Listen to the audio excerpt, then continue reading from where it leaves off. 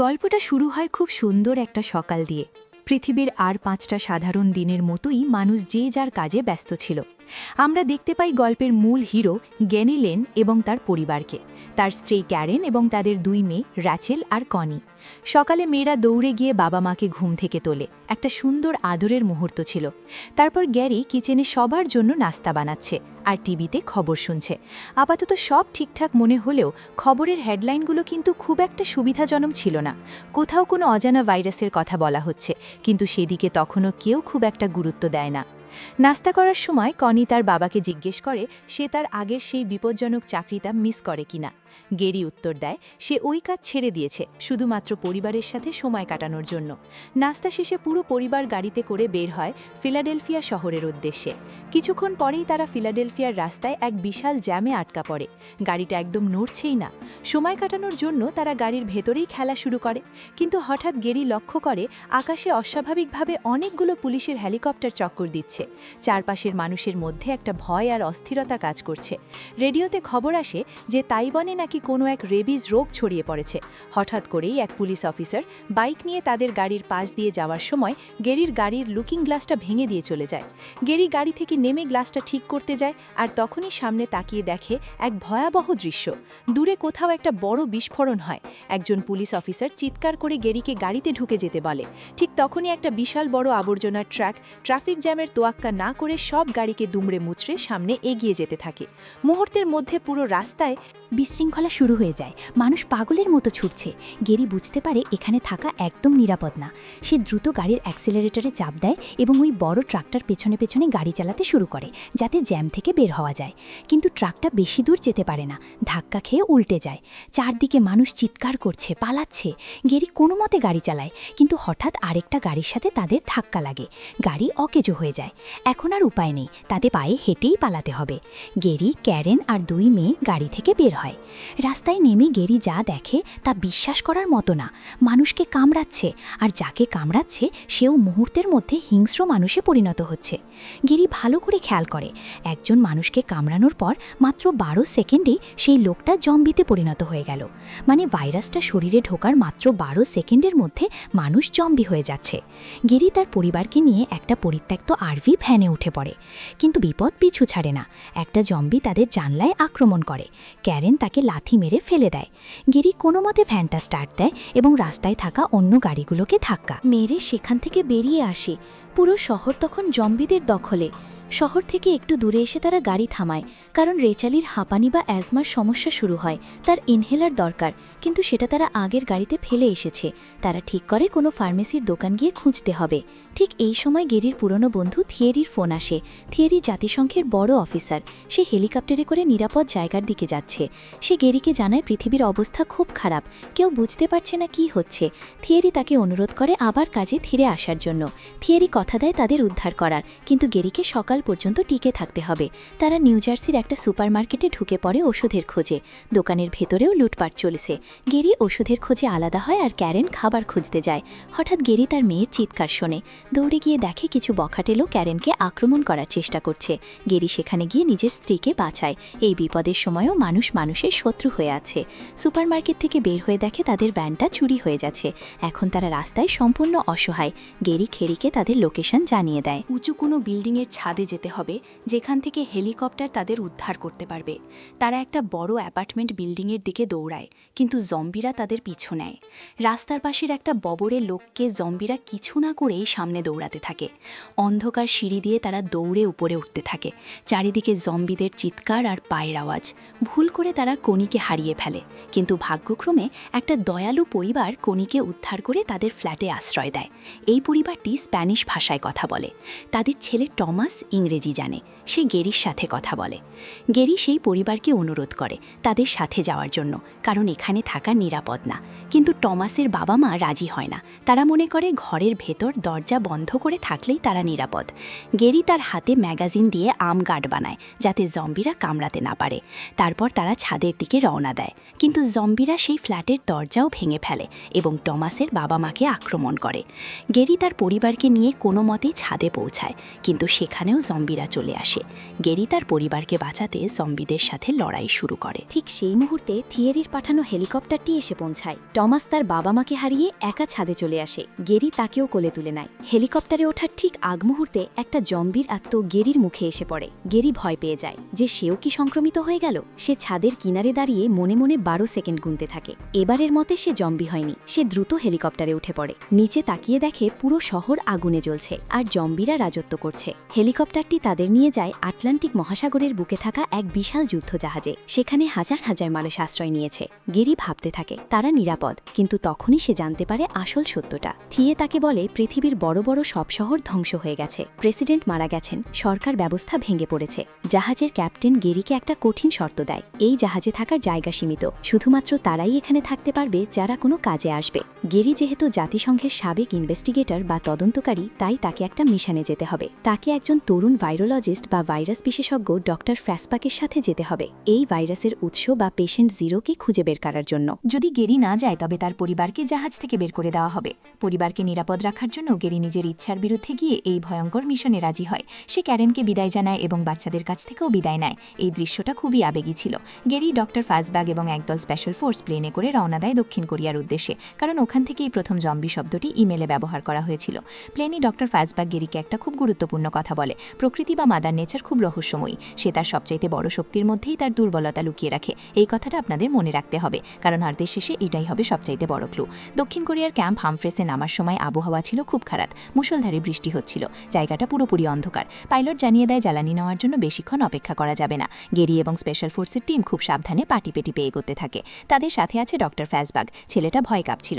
হঠাৎ অন্ধকারের ভেতর থেকে জম্বি বেরিয়ে আসে। ভয় পেয়ে ডক্টর ফ্যাসবাগ দৌড়ে প্লেনে ফিরে যাওয়ার চেষ্টা করে, কিন্তু ভেজা র্যাম্পে তার পা পিছলে যায় আর হাত থেকে বন্দুক পড়ে গিয়ে দুর্ঘটনাবশত গুলি বেরিয়ে সোজা তার নিজের বুকেই লাগে। যে বিজ্ঞানীর উপর পুরো পৃথিবীর ভরসা ছিল যে হয়তো ভাইরাসের প্রতিষেধক বা ভ্যাকসিন তৈরি করতে পারত, সে নিজেই মারা গেল। গ্যারির মাথায় আকাশ ভেঙে পড়ে। শুরুতেই এত বড় ধাক্কা। টিমের বাকিরা কোনো মতে জম্বিদের গুলি করে সরিয়ে ঘাঁটির ভেতরে আশ্রয় নেয়। সেখানে থাকা আমেরিকান সোলজাররা তাদের জানায় কয়েক সপ্তাহ আগে তাদের এক ডাক্তার একজন মৃত সৈনিককে দেখতে গিয়েছিল। সেই সৈন্য হঠাৎ জেগে উঠে ডাক্তারকে কামড়ে দেয়, আর এভাবেই সেখানে ভাইরাস ছড়িয়ে পড়ে। গ্যারি পড়তে পারে এই জম্বিরা শব্দ শুনে আকৃষ্ট হয়, আর এদের মারার একমাত্র উপায় হলো মাথায় গুলি করা বা আগুন ধরিয়ে দেওয়া। কিন্তু ভাইরাসের মূল উৎস সম্পর্কে কেউ কিছু জানে না। গ্যারি হতাশ হয়ে পড়ে। ফেরার পথে সে এক অদ্ভুত কয়েদির দেখা পায়। এই লোকটি একসময় CIA এজেন্ট ছিল, কিন্তু এখন তাকে পাগল ভেবে আটকে রাখা হয়েছে। লোকটি গ্যারিকে একটা অদ্ভুত তথ্য দেয়। সে বলে উত্তর কোরিয়া তাদের সব নাগরিকের দাঁত তুলে ফেলেছে যাতে কেউ কাউকে কামড়াতে না পারে, আর ইসরায়েল ভাইরাসের খবর পাওয়ার অনেক আগেই চারদিক দিয়ে বিশাল দেওয়াল তুলে বন্ধ করে ফেলেছে। কথাটা শুনে গ্যারি অবাক হয়ে যায়। ইসরায়েল কিভাবে আগে থেকে জানলো যে জম্বি ভাইরাস ছড়াবে? তখন পাগল এজেন্টই বলে জেরুজালেমে জার্গেন নামের এক মুসাড এজেন্টের সাথে দেখা করতে, হয়তো সেখানে কোনো উত্তর পাওয়া যাবে। গেরি আর তার টিম আবার প্লেনের দিকে রওনা দেয়। তাদের সাইকেলে করে একদম নিঃশব্দে প্লেন পর্যন্ত যেতে হবে, কারণ সামান্য শব্দ হলেই হাজার হাজার জম্বি আক্রমণ করবে। ঠিক যখন তারা প্লেনের কাছে পৌঁছায়, গেরি স্ত্রী ক্যারেন তাকে ফোন করে বসে। নিস্তব্ধ অন্ধকারের মধ্যে ফোনের রিংটোন যেন বোমার মতো শব্দ করে বেজে ওঠে। গেরি রিসিভ করার আগেই চারপাশ থেকে জম্বিরা তাদের আক্রমণ করে। শুরু হয় এক ভয়াবহ যুদ্ধ। অনেক সৈনিক মারা যায়। গেরিকে বাঁচানোর জন্য ক্যাপ্টেন নিজেকে উৎসর্গ করে, জম্বিদের মাঝে ঝাঁপিয়ে পড়ে। গেরি কোনো মতে দৌড়ে প্লেনে উঠে পড়ে। প্লেনটি আকাশে উড়ে যায় ইসরায়েলের উদ্দেশ্যে। প্লেন যখন জেরুজালেমে পৌঁছায় তখন গেরি এক সম্পূর্ণ ভিন্ন দৃশ্য দেখে। পুরো পৃথিবী যখন ধ্বংস হয়ে যাচ্ছে, জেরুজালেম তখনও নিরাপদ। পুরো শহরটি বিশাল উঁচু দেওয়াল দিয়ে ঘেরা। চেকপয়েন্ট দিয়ে সুস্থ মানুষদের শহরের ভেতরে আশ্রয় দেওয়া হচ্ছে। গেরি দেখা করে মোসাদ প্রধান জার্গেনের সাথে। গেরি তাকে সরাসরি জিজ্ঞেস করে, আপনারা কিভাবে জানলেন যে জম্বি ভাইরাস আসছে? জার্গেন তাকে একটা খুব ইন্টারেস্টিং থিওরি শোনায়, যার নাম দ্য 10th ম্যান বা 10ম ব্যক্তি। সে বলে আমাদের কাউন্সিলে 10 জন লোক আছে। যদি 9 জন কোনো তথ্যের উপর একমত হয়, তবে 10 নম্বর লোকটির দায়িত্ব হলো তাদের বিরোধিতা করা এবং ধরে নেওয়া যে অসম্ভব ঘটনাটিই ঘটবে। সবাই ভেবেছিল জম্বি শব্দটা কোনো কোড বা ভুল খবর, কিন্তু আমি ছিলাম সেই 10 নম্বর ব্যক্তি।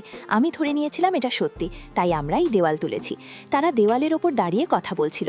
নিচে শহরের ভেতরে হাজার হাজার মানুষ, মুসলিম, ইহুদি, খ্রিস্টান সবাই মিলে একসাথে বেঁচে থাকার আনন্দে গান গাইছিল। মাইকে উচ্চস্বরে প্রার্থনা আর গান বাজনা চলছিল।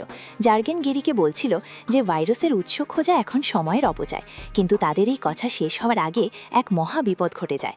শহরের ভেতরের মাইকের আওয়াজ আর হাজার হাজার মানুষের গানের শব্দ দেওয়ালের বাইরের জম্বিদের উন্মাদ করে তোলে।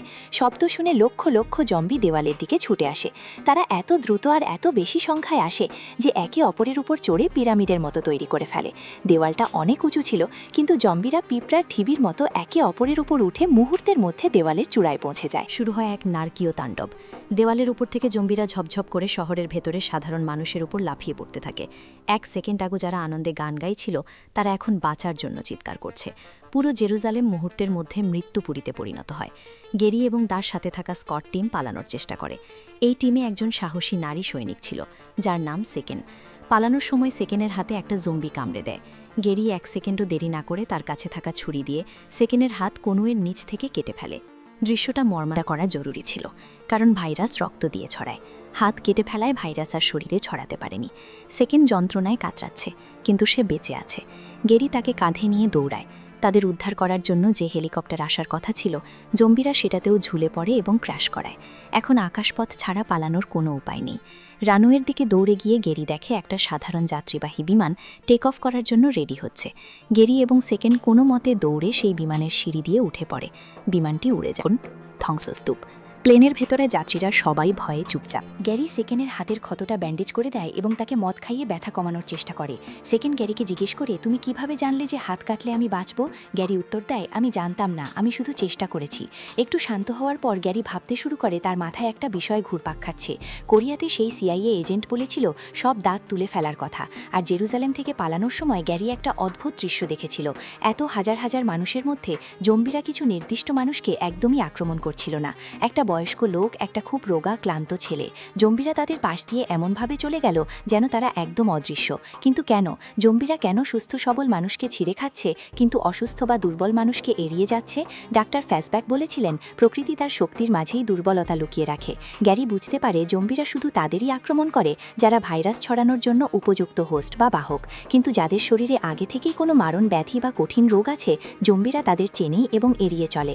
গ্যারি তার কাছে থাকা স্যাটেলাইট ফোন দিয়ে থিয়েরির সাথে যোগাযোগ করে। সে জানতে চায় কাছাকাছি কোন WHO বা বিশ্ব স্বাস্থ্য সংস্থার গবেষণাগার আছে কিনা।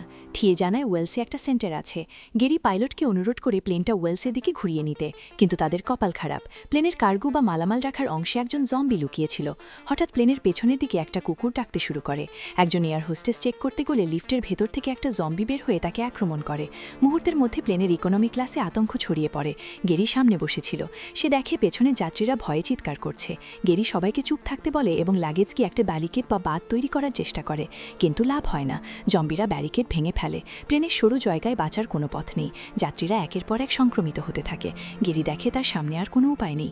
সে কিন্তু তার বন্দুক বের করে গুলি চালায়, কিন্তু জম্বির সংখ্যা অনেক। গেরি তখন এক পাগলাটে সিদ্ধান্ত নেয়। সে সেকেন্ডের কাছ থেকে একটা গ্রেনেড নেয়। সে বুঝতে পারে প্লেনের ভেতরে বিস্ফোরণ ঘটালে হয়তো সবাই মারা যাবে, কিন্তু জম্বিগুলো মরবে। আর কিছু না করলে তো এমনিতেও মরতে হবে। গেরি গ্রেনেডের পিন খুলে প্লেনের দেওয়ালে ছুঁড়ে মারে। বিস্ফোরণে প্লেনের পেছনের অংশ উড়ে যায়। বাতাসের তীব্র চাপে সব জম্বি প্লেন থেকে বাইরে ছিটকে পড়ে। গেরি এবং সেকেন্ড সিট বেল্ট বেঁধে রেখেছিল বলে তারা উড়ে যায় না, কিন্তু প্লেনটি নিয়ন্ত্রণ হারিয়ে মাটির দিকে আছড়ে পড়তে থাকে। গাছপালার ওপর দিয়ে ঘষতে ঘষতে প্লেনটি বিধ্বস্ত হয়। প্লেন ক্র্যাশ করার কিছুক্ষণ পর গেরির জ্ঞান ফেরে। সিটের সাথে উল্টো হয়ে ঝুলে থাকা অবস্থায়, চারদিকে ধ্বংসস্তূপ, আগুনের ধোঁয়া। গেরির পেটে প্লেনের একটা ভাঙা লোহার টুকরো গেঁথে গেছে। প্রচণ্ড যন্ত্রণা এলে সে সিট বেল্ট খুলে এবং নিচে পড়ে যায়। সৌভাগ্যক্রমে সে কেন বেঁচে আছে। গেরি সেকেন্ড দুজন হাঁটতে শুরু করে। জনমানবহীন রাস্তা, চারদিকে শুধু নিস্তব্ধতা। হাঁটতে হাঁটতে তারা অবশেষে সেই স্বাস্থ্য সংস্থা রিসার্চ সেন্টারের সামনে এসে পৌঁছায়, কিন্তু গেটের সামনে এসেই গেরি আর নিজেকে ধরে রাখতে পারে না। ব্যথায় অজ্ঞান হয়ে পড়ে যায়।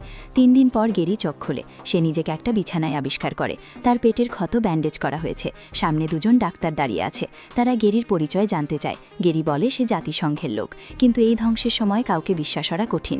গেরি তখন তার ফোনটা ফেরত দিতে বলে। সে লোকটাকে থিরিকে ফোন করতে বলে। থিরি ফোনের ওপাশ থেকে গেরির গলা শুনে বিশ্বাসই করতে পারে না যে গেরি বেঁচে আছে। সে ভেবেছিল প্লেন ক্র্যাশে সবাই মারা গেছে। গেরির পরিচয় নিশ্চিত হওয়ার পর ডাক্তাররা তাকে বিশ্বাস করে, কিন্তু তখনই গেরি একটা বড় দুঃসংবাদ পায়। যেহেতু সবাই ভেবেছিল গেরি মারা গেছে, তাই তার পরিবারকে জাহাজের নিরাপদ আশ্রয় থেকে বের করে কানাডার এক রিফিউজি ক্যাম্পে পাঠিয়ে দেওয়া হয়েছে। গেরি জানে ওই ক্যাম্পগুলো মোটেও নিরাপদ না। তার পরিবার এখন মহাবিপদে। তারপর গেরি ডাক্তারদের বলে, আমার এমন একটা মারণ ব্যাধি বা অসুখের ভাইরাস দরকার যা মানুষকে মেরে ফেলতে পারে কিন্তু চিকিৎসা করলে ভালো হয়ে যায়, মানে ভ্যাকসিন বা কিওর আছে। ডাক্তাররা অবাক হয়ে যায়। গেরি তখন তার সেই ক্যামোফ্লাজ বা ছদ্মবেশের থিওরিটা বুঝে বলে। সে বলে, আমি দেখেছি জম্বিরা অসুস্থ মানুষকে আক্রমণ করে না, তারা শুধু সুস্থ শরীর খোঁজে যাতে ভাইরাস ছড়াতে পারে। যদি আমরা আমাদের শরীরে কোনো মারাত্মক অসুখের ভাইরাস ঢুকিয়ে দিই তাহলে জম্বিরা ভাববে আমরা মারা যাচ্ছি বা আমরা তাদের জন্য উপযুক্ত নই, ফলে আমরা তাদের কাছে অদৃশ্য হয়ে যাব। ডাক্তাররা বুঝতে পারে এটা একটা দারুণ আইডিয়া, কিন্তু সমস্যা হলো এই ভাইরাসগুলো যেখানে রাখা আছে ভিউইং বিল্ডিংয়ে, আর বিল্ডিংটা জম্বিতে গিজগিজ করছে। ওই বিল্ডিংয়ের ডাক্তাররা কাজ করার সময় দুর্ঘটনাবশত সংক্রমিত হয়েছিল এবং এখন তারা সবাই জম্বি হয়ে ওখানেই ঘুরে বেড়াচ্ছে। গেরি, সেগেন এবং সেন্টারের প্রধান ডাক্তার ঠিক করে তারা সেখানে যাবে। তাদের হাতে কোনো বন্দুক নেই, শুধু কুড়াল আর লোহার রড, কারণ বন্দুকের শব্দ হলে পুরো বিল্ডিংয়ের সব জম্বি এক জায়গায় চলে আসবে। তারা তিনজন পা টিপে টিপে অন্ধকার করিডোর দিয়ে এগোতে থাকে। চারদিকে জম্বিরা দাঁড়িয়ে আছে, কেউ নড়ছে না, যেন ঘুমিয়ে আছে। ইবো সামান্য শব্দ হলেই তারা জেগে উঠবে। যাওয়ার পথে হঠাৎ ডাক্তারের পায়ের ধাক্কায় একটা ক্যান গড়িয়ে যায়। জম্বিরা নড়ে ওঠে, তারা মূর্তির মতো দাঁড়িয়ে থাকে। ভাগ্যক্রমে জম্বিরা তাদের উপস্থিতি টের পায় না। তারা ল্যাবের কাছাকাছি চলে আসে, কিন্তু দরজাটা জ্যাম হয়ে আছে। গেরি তার কুড়াল দিয়ে দরজাটা ভাগ করে ধরে রাখে যাতে বাকিরা ঢুকতে পারে, কিন্তু ভেতরে ঢুকতেই আবার বিপদ। তারা দেখে একজন জম্বি ডাক্তার ঠিক তাদের রাস্তার মাঝখানে দাঁড়িয়ে আছে। তারা লুকিয়ে পড়ে, কিন্তু পালানোর সময় ডক্টরের হাতে লোহার রডটা একটা লোহার বাক্সর সাথে বাড়ি খায়। শব্দ শুনে সব জম্বি একসাথে জেগে ওঠে এবং তাদের দিকে দৌড়ে আসতে থাকে। সেকেন্ড তার কাছে লুকানো পিস্তল বের করে গুলি চালায়, কিন্তু জম্বির সংখ্যা অনেক। গেরি বলে, তোমরা পালাও, আমি ওদের অন্যদিকে নিয়ে যাচ্ছি। গেরি জম্বিদের নিজের দিকে আকর্ষণ করে দৌড়াতে থাকে। সেকেন্ড আর ডাক্তার কোনো মতে মেন গেট দিয়ে নিরাপদ জায়গায় ফিরে যায়, কিন্তু গেরি আটকা করে যায়। সে দৌড়ে সোজা সেই ভাইরাস ভোল্টের ভেতরে ঢুকে পড়ে এবং দ্রুত কাঁচের দরজা বন্ধ করে দেয়। এখন গেরি ভোল্টের ভেতরে একা, বাইরে একটা জম্বি দরজায় ধাক্কা দিচ্ছে। গেরি ভোল্টের ভেতরে অনেকগুলো ভাইরাসের শিশি বা ভালভ দেখতে পায়। মেনিনজাইটিস, H1N1, স্মলপক্স, সব মারাত্মক রোগের ভাইরাস সেখানে ছিল। কিন্তু সমস্যা হলো গেরি জানে না কোন ভাইরাসটা কাজ করবে বা কোনটা নিলে সে সাথে সাথে মারা যাবে না। কিন্তু হাতে সময় নেই, বাইরে জম্বিটা অপেক্ষা করছে। গেরি তার পরিবারের কথা ভাবে, একটা চিরকুটে পরিবারের জন্য বিদায় বার্তা লেখে। তারপর সৃষ্টিকর্তার নাম নিয়ে যে কোনো একটা অজানা ভাইরাসের ইনজেকশন নিজের হাতে পুশ করে দেয়। কিছুক্ষণ সময় পেরিয়ে যায়। গ্যারি বুঝতে পারে ভাইরাস কাজ শুরু করেছে, সে কিছুটা অসুস্থ হয়ে পড়ছে। এবার পরীক্ষার বেলা। গ্যারি ধীরে ধীরে ভল্টের দরজা খুলে বাইরে দাঁড়ানো জম্বিটা গ্যারির মুখের একদম কাছে চলে আসে। গ্যারি শান্ত হয়ে দাঁড়িয়ে থাকে।